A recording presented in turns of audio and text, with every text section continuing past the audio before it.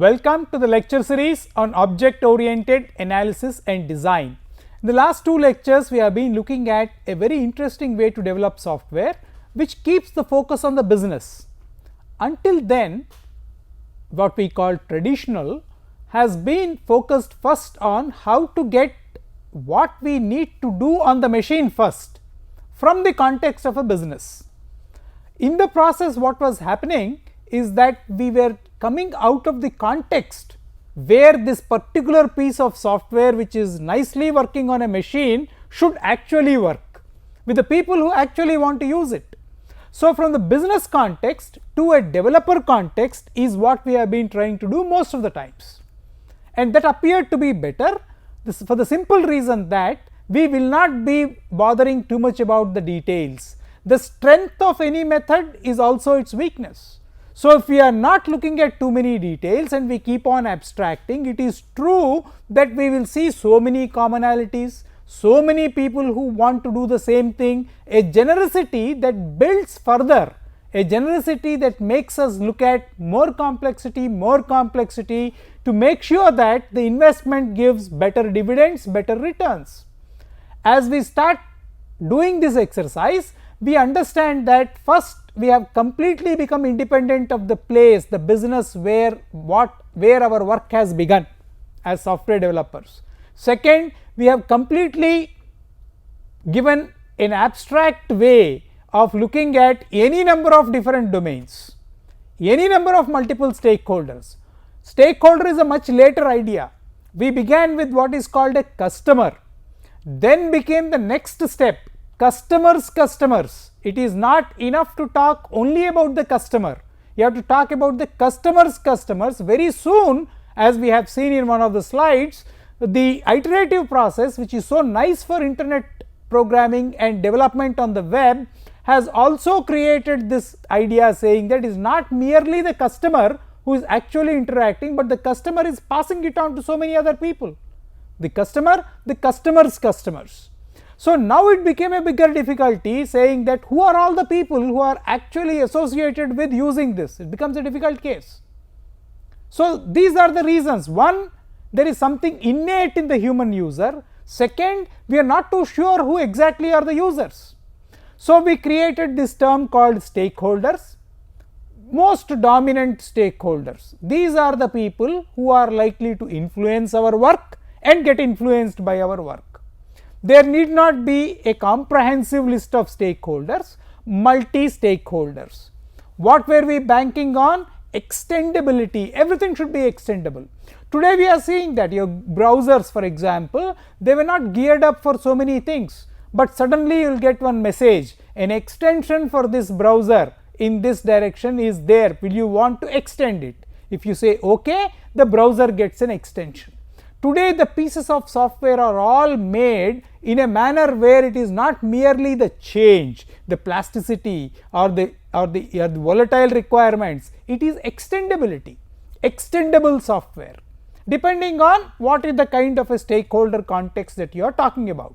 A new stakeholder came, we cannot afford to lose a stakeholder, we will need to find out what is necessary, give one extension, plugins, extensions. So many things have happened in the recent past to make sure that whatever be the way in which the typical user wants to get connected to our work in the piece of software, work piece that we developed which is running on the machine, we should facilitate that. So, towards this extent, we have gradually begun to use the term end user computing. Computing for the people who are in the business, for the people who are developing, is a way in which we challenged ourselves. We were talking about complexity, more complexity. Now, what is the requirement? It was there ages back, but essentially all these people should focus on that end user who keeps increasing the demands incrementally. Next iteration will have to do that. Today I have this, tomorrow we have something more. We keep talking about this exercise in many ways. The idea of a customer or a consumer starting in a similar way, the more he has, the more he wants. We make sure the technology drives the needs of the user. You give him some small technology piece, they get accustomed to it, and then they start demanding more. This is how the entire consumer electronics market also flourishes. We had a small model, a rudimentary model. I think in one of my lectures I was mentioning a very rudimentary mobile was there. Then we started talking about more advanced. Now every day we want an advancement. What I purchased 2-3 years back is almost outdated. We need to look for a better model. So what we are building in technology is an innate method by which once they get started with the technology, they would want it to do more and more and more. And if more people want, the technology is not going to cost linearly more, the costs will come down.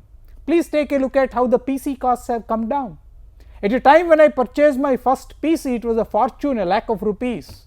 That too because we had an academic way of working and lot of discounts came. A lakh of rupees was the cost of a PC, a personal computer. Very soon it became, very soon means I didn't expect that it will be so fast. Very soon it became 20,000 rupees. And not only that, not only 20,000 rupees, the machine is not so rugged. I still remember how that first machine came. It was all assembled somewhere, came to some other place. It was a virtual of people belonging to various organizations, various people who install, somebody will get the wire, somebody will get all that. The installation team was like that, sort of a virtual organization. They came together, only one piece was there in that tempo rider, and that came, they installed it at home, and then we started working at it. The size has diminished. It's a very compact machine now. It works in a manner where we put together a few people, and since the demand is so high, the cost scale down rapidly.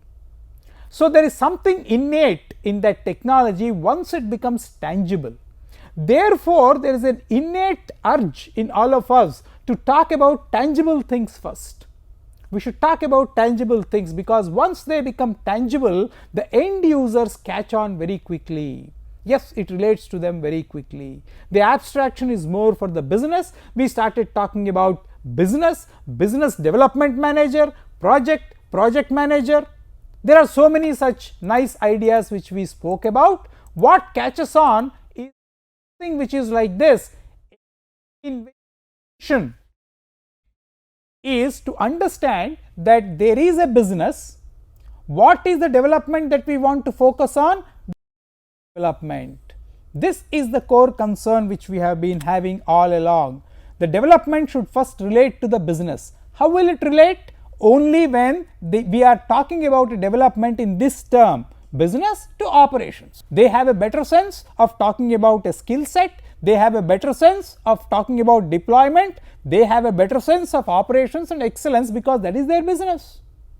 Different business, multiple domains, multiple stakeholders, vendors are coming, suppliers are coming, we are talking about outsourcing. Whatever it is, the development in the cost of software in the context of software development needs to relate correctly to a business development. So we said let there be a BDM. So old term, we talked about a typical management term, business development manager, and we talk about the project manager and the business development manager talking together, and what happens is there will be a seamless integration of these business, the development and the operations.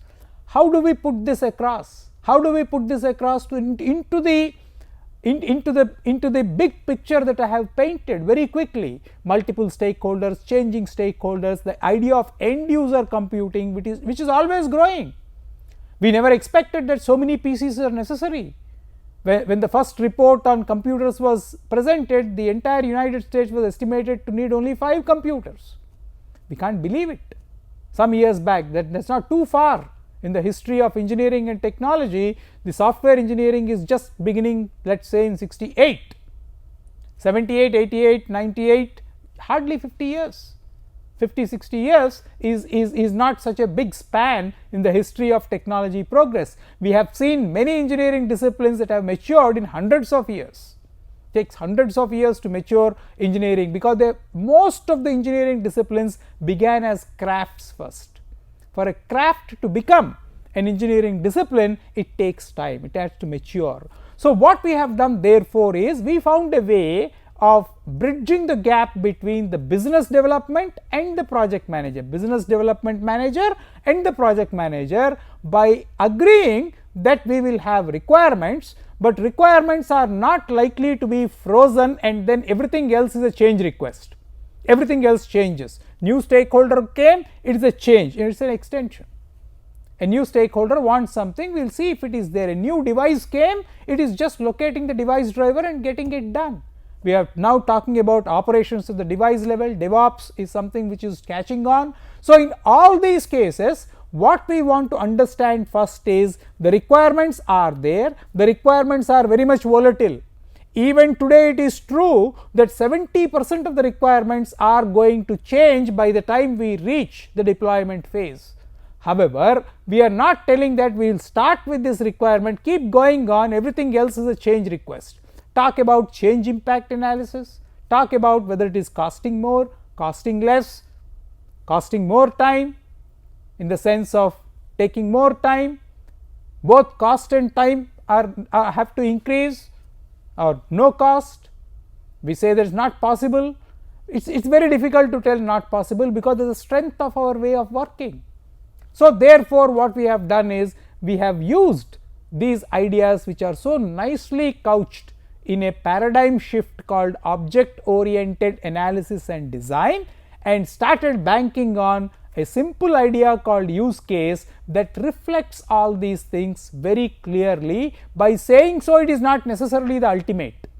We still have challenges on end user computing. We have not really begun addressing that vast group of end users who were our goal.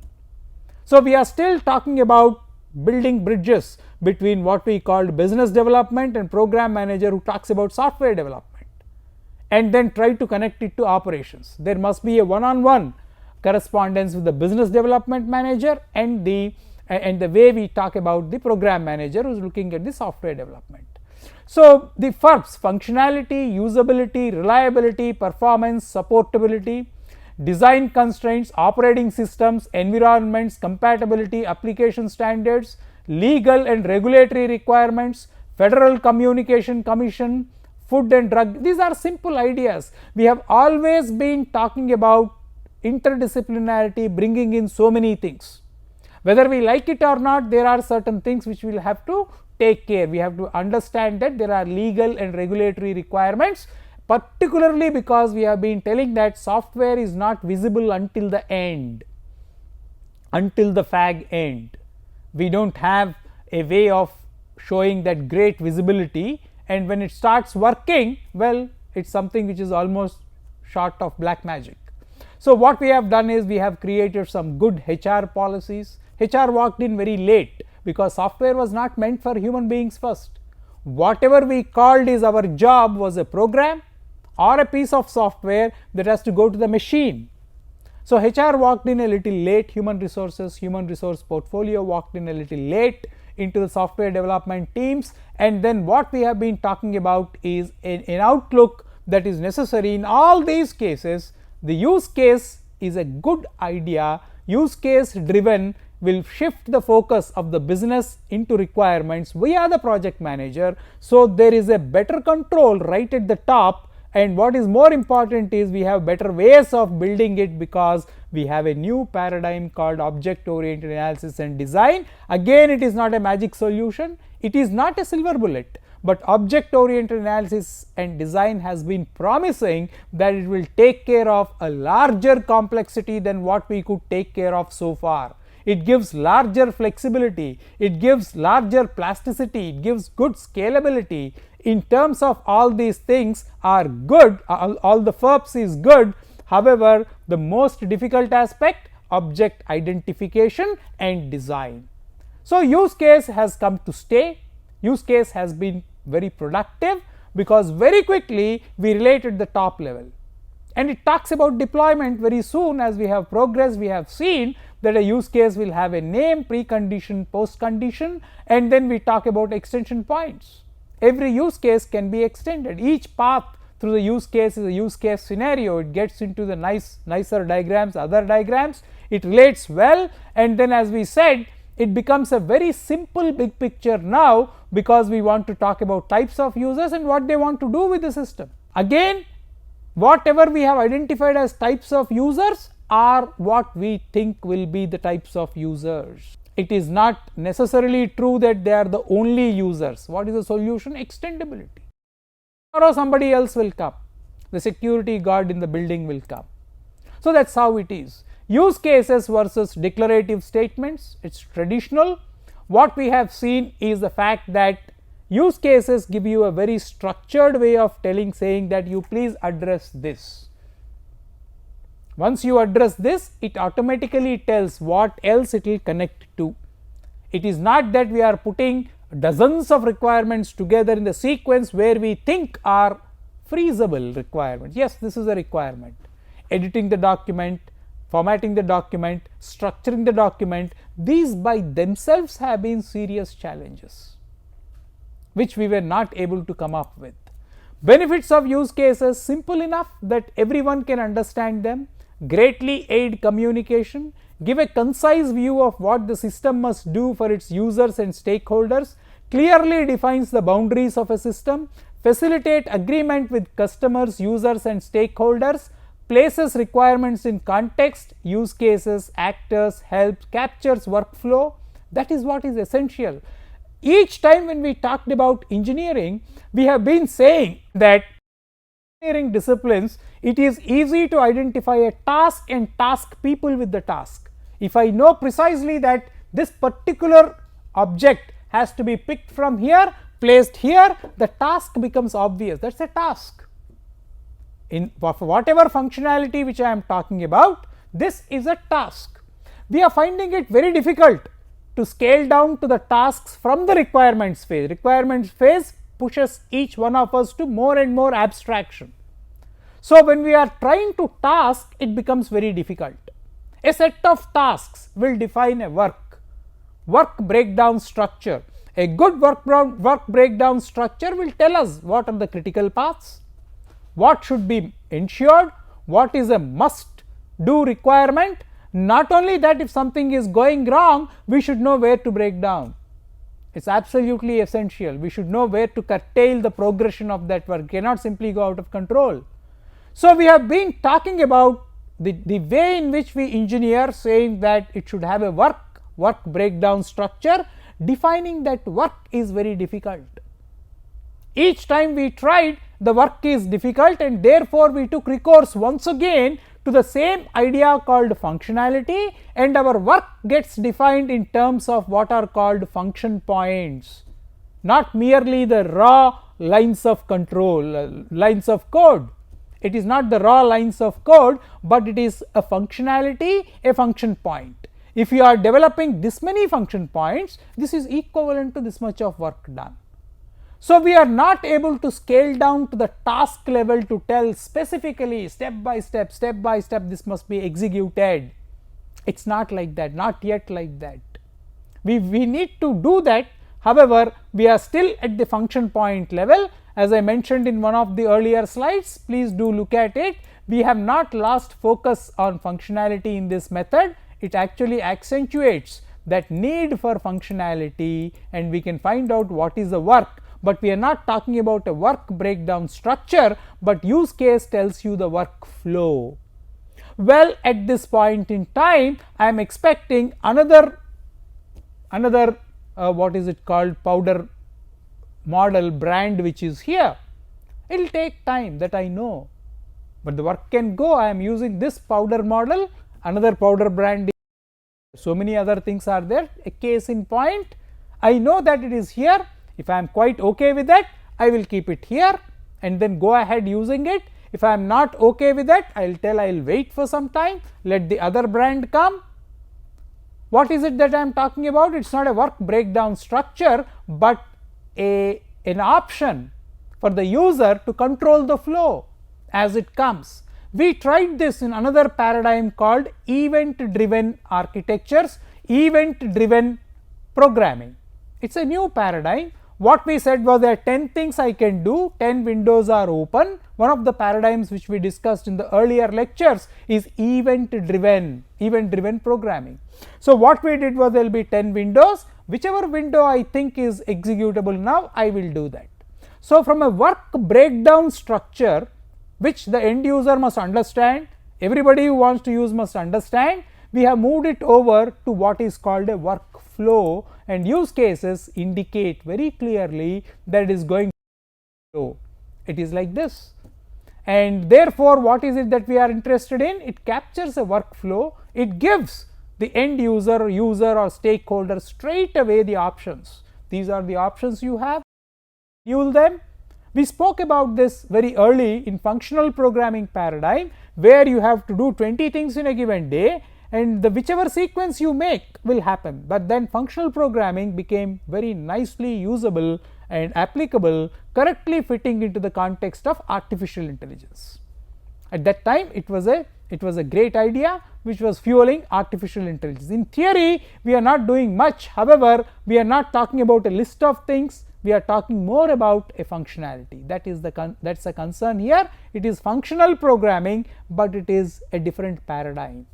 We talk about functionality here. Object oriented analysis and paradigm has given us this nice idea called use case, which is bringing us closer to the business, aligning the requirements to the business, taking care of the operations, due care of the operations that have to fall in place, and then scale it up not only to the business but the customers of the business, the customers of that business, or eventually the stakeholders. Talks about change, talks about scalability, talks about plasticity, talks about extensibility and easy maintainability.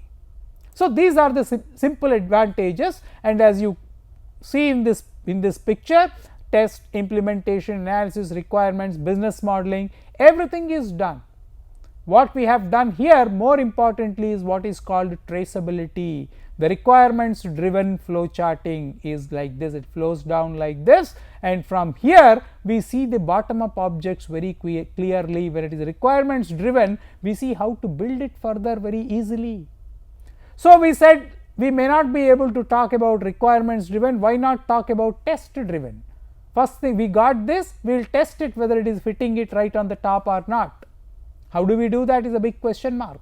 Implementation, analysis and design, requirements, business modeling. So all these things are necessary. Use case driven flow down, this is what it is. Ideally it should be a flow down. We are not likely to start with testing, even though as I mentioned, test driven development is very much an idea which people are working on. We wish to come up to analysis and design. Once we have done object oriented analysis and design as discussed in this many lectures, all that we may have to do further is to simply press a button, the code should come, implementation should come, adequate testing must happen, ready to deploy, because we have already specified where it is going to be deployed, it should go ahead. So, well, is it that automatic? We think so, it is that much automatable. Once analysis and design is done, just press a button, everything gets deployed. Until the deployment we do not have to come into picture at all, it goes on and on and on. How much of this is realistic, how much of this is impacting the end user, those are moot points. As we progress, we will find out how much of that is so nicely fitting into the end user context, where the end user is oblivious. Even now it is true, keep looking at my mobile, all of a sudden a few applications get installed. Suddenly it tells that 1 or 2 applications got installed. It eats away the memory, otherwise I have no problems at all. Extendability has this flip side. I have made my browser extendable, I have made so many things because of late I have to carry it to different places. I found it nice, more technology is coming. The same thing, the flip side of it is a few apps, a few mobile apps automatically get tagged. Maybe some things which I have subscribed to, and that fellow is, because nothing is free, he is trucking to somebody else and they will add on. Occasionally, very frequently, I will see a message saying that, see, these new applications have been installed or they have been downloaded. What do you want to do with that? It simply takes more space, I don't use them, I don't even know what they are. So, we simply keep one alert on that mobile OS, it is a consumer electronic device. Mobile OS will tell me these are the apps that have been sneaking in without your knowledge, without your explicit permission. What do you want to do with that? We will take it off. So, again please understand that we need to understand a very important idea called workflow. My work is not to understand this tool at all. My work is not to study what is this fantastic mobile operating system, what is this Vivo brand or whichever brand it is not my work at all. My work is to make a call, transact business with somebody, that is the purpose of that instrument. So, whatever happens outside of it is only part of the flow, it is not breaking down my work, it is just a flow, it is not interrupting my work, I will still carry forward. So, we will have to get adjusted to that, only then we can ride on the technology, otherwise the technology will ride on us, which is a bigger headache. So, what we did in consumer electronics is, without too much of training, it is almost like telling that you purchase, by the time you come out of the shop where you have purchased, you are up and running with that. A lesson which consumer electronics teaches us every day, it is a very valuable lesson which we are struggling to make it happen in the world of software development.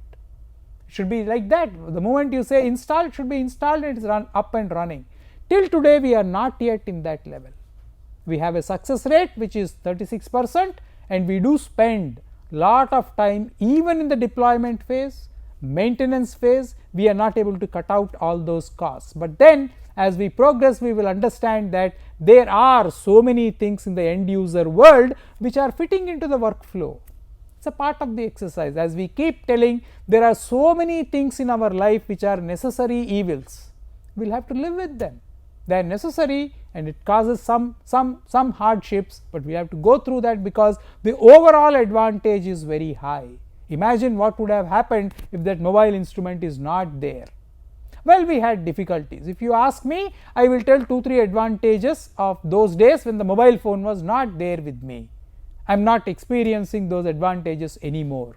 Some comforts, some positives, some negatives. Essentially, we have been fixing our goal in use case as a traceability, which is absolutely important in addressing complexity. As we come down to the requirements driven flow down, the traceability will keep on happening. It gives a tighter control on business development, operations, software development. Lot of people are playing different roles, all roles are welcome, any more roles are also welcome. Why? Because we look at them as a workflow and use cases. Tomorrow if some other user has to come, please let us give them an actor name, they will join. Extensibility, everything has pluses, everything has minuses. It is our task to leverage the pluses of this technology, and we think that all these ideas simply flow in as a pyramid. Right at the top you see the business, nobody will know what is happening inside. Only the business development manager will be knowing. It is transparent, it is traceable both ways, but only the business knows what exactly is happening. So, we created an idea which clearly tells that your business is your business. It happens in your context. We are not likely to understand much more about the business logic than necessary. Essential for component based development, essential for understanding that we need not know the internals of everything and anything that we are using. To use a scooter, I do not become a scooter mechanic, because I know there will exist a time when there will be a flat tire. We will find out when it happens, we will find out. I am absolutely sure it can happen, but then we will find out as we progress. We will use the scooter. That is the idea of engineering products. We will meet in the next lecture. Thank you. Requirements driven resembles very closely the engineered products. It gives a very good thrust towards productization, which is something which is essential in the way we are developing software. Thank you. We will meet in the next lecture.